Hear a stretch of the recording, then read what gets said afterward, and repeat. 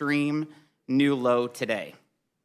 We already have an approval rating of 21%. It's going to get a whole lot worse because of the actions of the leadership of this Congress. Less than an hour before this hearing started, the bill text was dropped. 1,700 pages. I asked my team, let's print it off so I can make sure that this whole committee knows what's in it, and I'll read all 1,700 pages here. Unfortunately, in 45 minutes, we couldn't print it. And you're having a hearing on a piece of legislation that we couldn't even print off in enough time. This is all part of the sham. It's a complete sham. Back in September, there was a fake artificial timeline that was set by the leadership of the Democrat Party that said we'll pass the infrastructure bill by September 27th. Still haven't been a vote on that infrastructure bill because she's linked it to what we have right here. Folks, to show fake momentum, leadership of the Democrat Party on a Thursday afternoon in September said, let's do the markup for the reconciliation bill Saturday afternoon, over a month ago, with less than 10% of the bill scored. Less than 10% of the entire bill was scored by the Congressional Budget Office.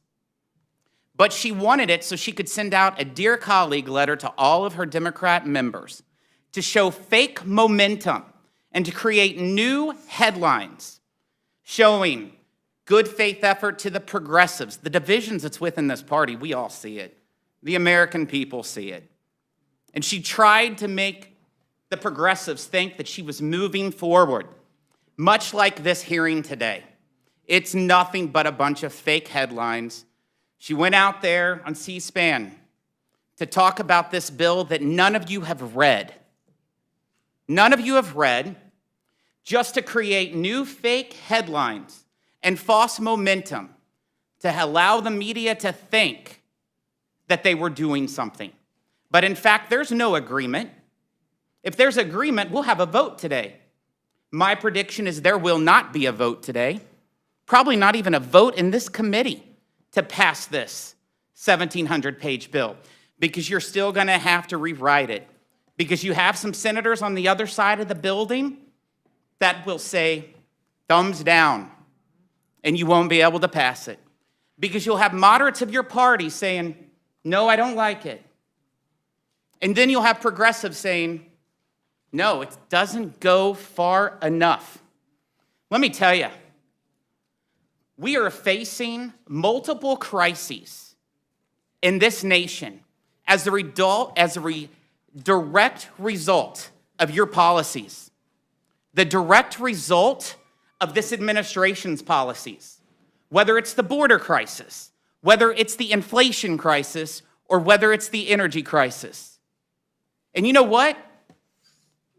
What you're doing with this, I don't know what's in your 1,700-page bill, but I'll talk about the 2,400-page bill that we marked up in the Budget Committee a month ago. That bill makes every one of those crises even worse for working-class families, and you should be ashamed of yourself.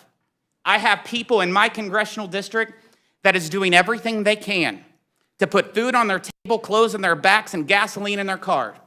In our state, because of executive orders that Joe Biden did in the first week in office, has resulted in the gas prices to go up 80% since January 20th in the state of Missouri.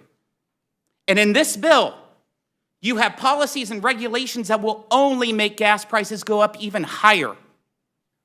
You have taxes on natural gas when people's worried about how they're going to heat their homes this winter, and you're trying to make it more expensive on them. And you know what? When you talk about the border crisis, we've had more than 1.4 million illegals cross the southern border since January 20th. January 20th, as the direct result of President Biden's executive orders. to eliminate construction of the border wall by rescinding the Remain in Mexico policy, which the Supreme Court said was wrong, and now he has to backtrack, and by reinstituting the catch and release. And they wonder why 1.4 million illegals have been crossing the southern border. And guess what? The 2,400-page bill that we marked up a month ago, which I'm sure there's a lot of the same provisions in the 1,700-page bill, only will incentivize people to cross the southern border even more. It provided free college to illegal immigrants, free college to millionaires too. That's what your bill that passed out of the Budget Committee did. And you know what? It also provided amnesty using $109 billion to 10 million illegals, making the border crisis that much more worse. And then you want to talk about the inflation crisis. Folks, before you passed the Biden bailout bill in March, it was projected by CBO that inflation would be 2.0. It's tripled. It has tripled after you passed the Biden bailout, where you spent $1.9 trillion to reward your political friends, allies, and donors. And now we're facing the largest inflation we've seen since 1981. That is a direct result of all of my constituents, all of your constituents having higher prices to purchase food on their table, clothes on their backs, and gasoline in their cars. And guess what? You're wanting to spend, according to the bill that passed out of the Budget Committee, $4.3 trillion of reckless spending. You talk about putting fuel on the inflation fire, that's what you're going to do. But why rush it through today? Other than the false headlines of momentum, maybe there's an election across the Potomac that's happening on Tuesday, and you're worried that you might need to push this through to show that you can competently govern. Or maybe, as Speaker Pelosi said, we'll pass an infrastructure bill by the time that Biden lands in Europe, 8 o'clock tonight. My bet is no infrastructure will pass tonight because of the disarray and the division within the Democrat Party. And so it's unfortunate. It's unfortunate that we were unable to read these 1,700 pages because we had 45 minutes to do. And let me tell you, CNN is not a media outlet that likes conservatives. Not at all. That may be shocking. 2 weeks ago, they came up with a poll and they said only 25% of Americans said that they would benefit from this legislation. 25%. CNN, that's not a Republican media outlet. The reason why you want this bill to be moving today is so the American people won't know what's in it. That's exactly why you're doing it. It's unfortunate. That's why it's a sham. That's why I'm disappointed. And that's why I'm going to make sure the American people finds out what's in this, hopefully before you all try to pass this piece of legislation.